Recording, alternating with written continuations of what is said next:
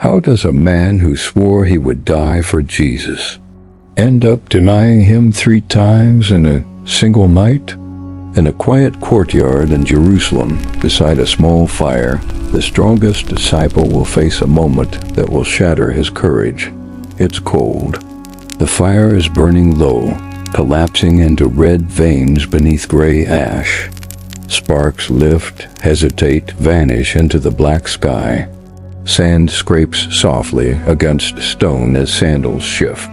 Armor brushes against leather. A man shouts, a door slams, then silence again. He stands near the edge of the firelight, hearing fragments of accusation drifting from the hall above, far enough to pretend distance. His hands are trembling. He presses them toward the flames, not for warmth, but to steady them. Smoke curls into his eyes. He blinks hard. He must not be noticed. Not here, not now. Footsteps approach, slow, curious.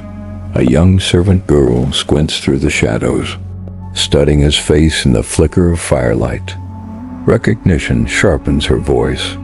You were with him. The words strike like iron. Around them, soldiers laugh. A guard adjusts his spear. Someone spits onto the stone. He feels the weight of every eye that might turn. His heartbeat climbs into his throat, and he hears himself speak. I don't know what you're talking about. The lie surprises him. It slips out almost cleanly. He steps back from the fire, into shadow, toward the gateway. But the night is not finished. Another voice joins the first. This man is one of them. He shakes his head quickly, too quickly. I am not. Minutes stretch thin. Then a third accusation, more precise now. A man studies him carefully. Did I not see you in the garden with him? The words land differently. The garden, the sword, the severed ear of Malchus. This accusation has memory. Something inside him snaps. He begins to swear, to curse, to call down judgment on himself if he knows the man. I do not know him. The denial is no longer defensive. It is violent, severing. While the words echo against the stone, a rooster cries out into the darkness. Sharp, unmistakable. The sound slices through memory, pride, certainty. In the torchlit corridor above, bruised and bound, Jesus turns and looks at him. Their eyes meet. No shout, no rebuke, just a look, not surprised, not angry, knowing. How does a man who swore he would die for his master end up here cursing his own name to save his skin? His name was Simon, a fisherman from Bethsaida. Strong hands, weathered face, the smell of salt and nets woven into his life. He was not trained in the schools of the Pharisees, not polished in speech, not cautious in temperament. He was impulsive, emotional, fiercely devoted. When Jesus first met him, he gave him a new name, Peter, the Rock. It was not a description of who he was. It was a declaration of who he could become. For 3 years, Peter followed him through villages and storms. He watched the blind receive sight. He heard parables that dismantled pride and rebuilt hope. He once walked on water, until fear overtook faith and he began to sink. Even then, Jesus caught him. Peter's love was never shallow. It was immediate, explosive, loyal. So when Jesus spoke of betrayal and scattering, Peter could not bear it. Even if all fall away, he insisted, I never will. He meant it.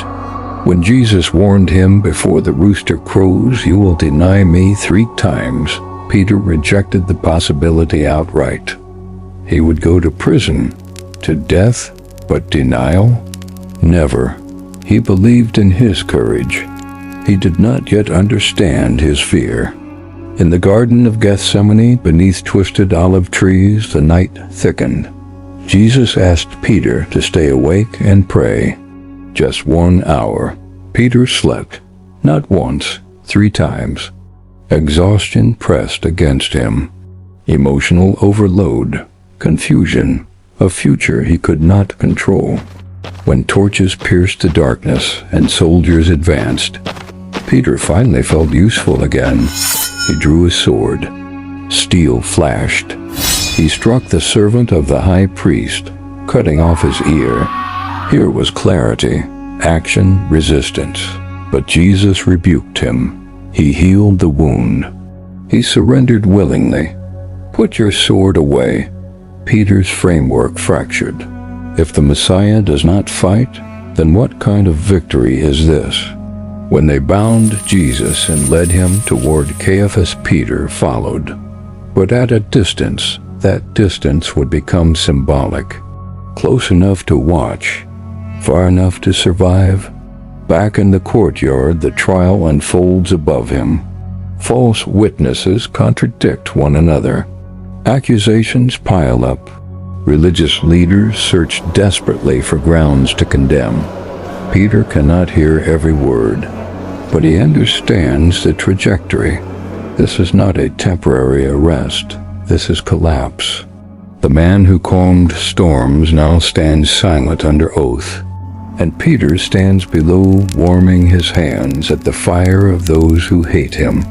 The first denial was reflex. The second was reinforcement. The third was annihilation. With each accusation, something inside him recalculated. If I am identified, I am arrested. If I am arrested, I am condemned.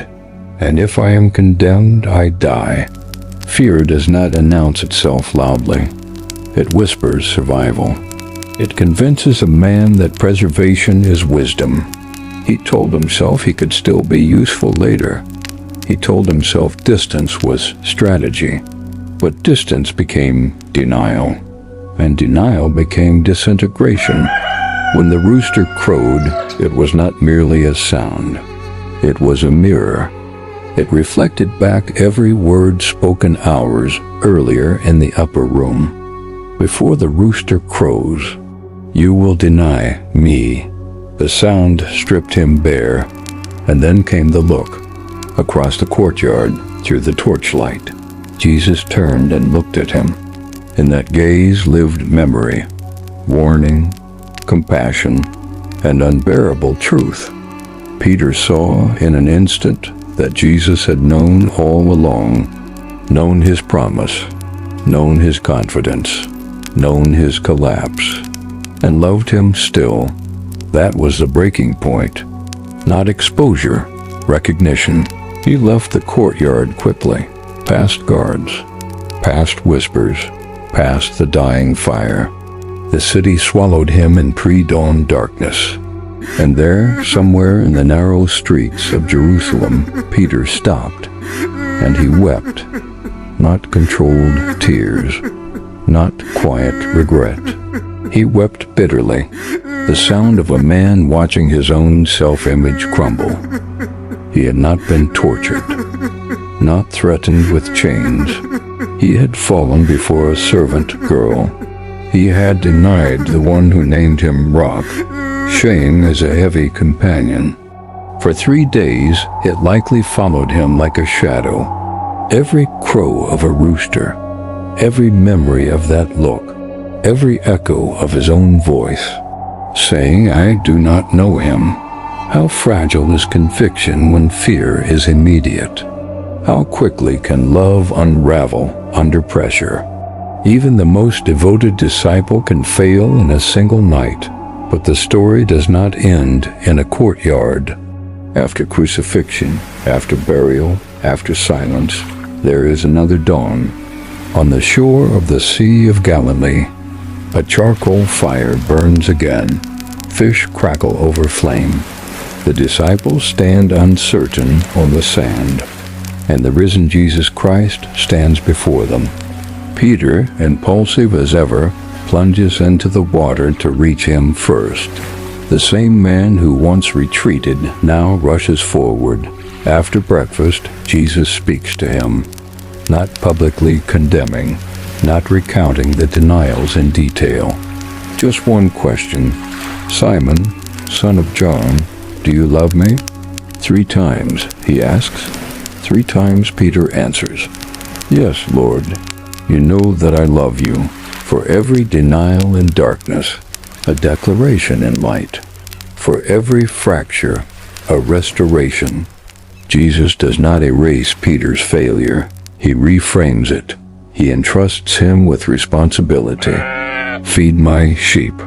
The man who broke under pressure would stand weeks later in Jerusalem and preach with unshakable boldness.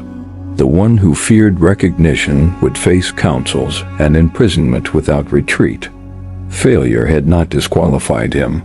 It had exposed the fault line, and grace rebuilt him stronger than pride ever could. Perhaps the most powerful part of Peter's story is not that he denied Christ. It is that Christ predicted it and loved him anyway. Before the courtyard, before the rooster, before the tears, the question is not whether we will face a moment of fear. We will. The question is what we do when the sound awakens us, when we see ourselves clearly, when the illusion of our own strength collapses. Because somewhere in every life there is a courtyard, a fire, a voice asking uncomfortable questions, and eventually a rooster that forces us to listen. What happens next is the part that defines us.